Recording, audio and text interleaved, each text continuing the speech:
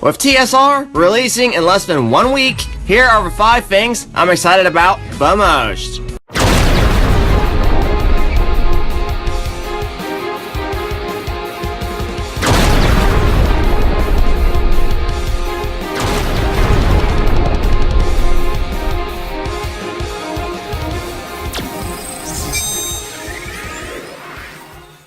Welcome back everyone, Blueknight here, and today I'll be discussing 5 things I look forward to the most in Team Sonic Racing. So, without further ado, let's get started with number 5, the gameplay.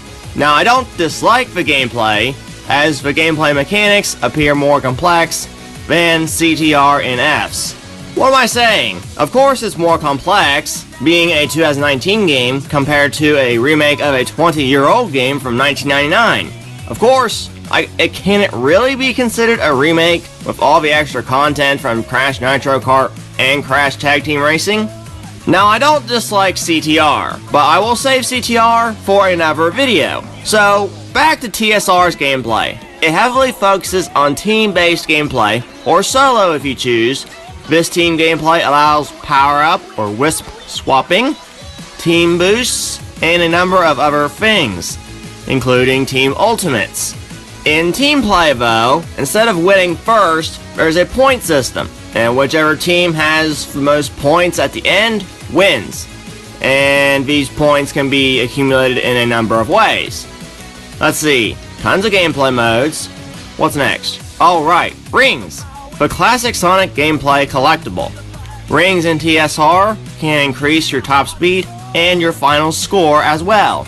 Kind of like CTR's Wumpa Fruit. Wait a second, why do I keep bringing up Crash so much in a Sonic video, when I got a Crash video on the way too? Anyways, the ring limit I think is 100. I'm not completely sure on that though. Then there's the customization part of the game, which can affect speed, handling, boost, appearance, horn sounds, and numerous other things. As you progress through the game, you get additional parts, kind of like CTR and F. We may not be getting the transformed gameplay though, but the game overall still looks good in terms of gameplay.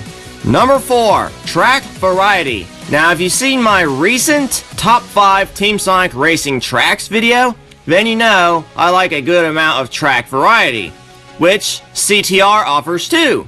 Seriously, Crash, you get your own video soon enough. Thank you. Anyways, TSR's tracks vary from ice, volcanic, factory, town, ruins, you name it. It's got most of it.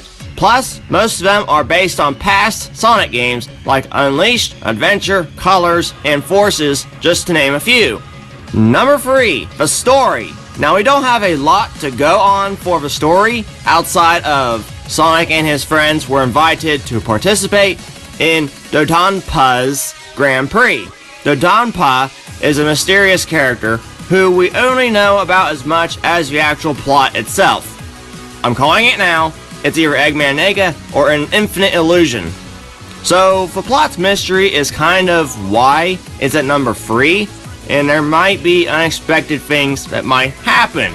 But I'm kind of worried about the cutscenes outside of the intro sequences we've seen in the recent trailer, being like Free Riders or Rivals 2 after seeing images like this one, which I'm not fully complaining about because they might be animated for all we know. Number 2, music. Before I continue, I need to tell you all something very important. The entire OST leaked early, but don't worry, there's no spoilers here. Seriously though, I was in the middle of making this video when the leaked music started popping up over on YouTube, and it really helped out with this section. There are remixes of the tracks they're based on, but are each given new, hyperly energetic tunes. Some, like Haunted Tower, having more spooky tone. Others I can't pinpoint are kind of calmer, which I'm assuming are part of cutscenes. Team Ultimates are remixes of the respective characters' themes, like Villanova from Sonic Rush for Blaze, Dreams of an Absolution for Silver from 2006, and Reach for the Stars for Sonic from Sonic Colors, and so on and so forth. And it's amazing that the music has this much variety. Also, if there's one thing I learned about the Sonic series, is that it has spectacular music, and TSR is no exception to that pattern. Number 1, the character roster. I kind of prefer this game's roster compared to the previous 2 Sonic Racing games. I'm not counting riders. I mean, I like those games' rosters, but it didn't have enough Sonic for me in terms of roster and tracks. But this game changes that, as it's a purely Sonic game. 15 playable Sonic characters across 5 teams.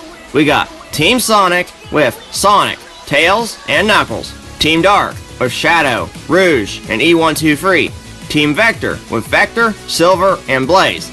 Team Eggman with Dr. Eggman, Metal Sonic, and Zavok. I still have no idea why he's here though. And Team Rose with Amy, Chow's, I don't know why, and Big. So I see myself using a majority of this roster. Plus, I believe each team has their own story and adventure mode, so that means double the story too. But it's not just for playable characters, as there'll be some non-playable characters too, like the previously mentioned Dotonpa, but also Orbot and Cubot are confirmed, but we're still yet to see if Infinite will return, given the teases that we got in the trailers. If not, maybe he'll be part of a DLC Racer Pack. So everyone, this has been the end of today's TSR video. Now, quick note before ending the video, this may not be my last TSR video, because if something interesting happens in the story that might connect into the next game, I'll wait about a week, at least, to discuss it, just to avoid spoiling it for those who haven't played the game yet. So, what are you excited to see in TSR next week? Be sure to let me know in the comment section below, and yep, thanks for watching and supporting the channel. Once again, I've been Blueknight, and I'll see you guys back here next time. Goodbye.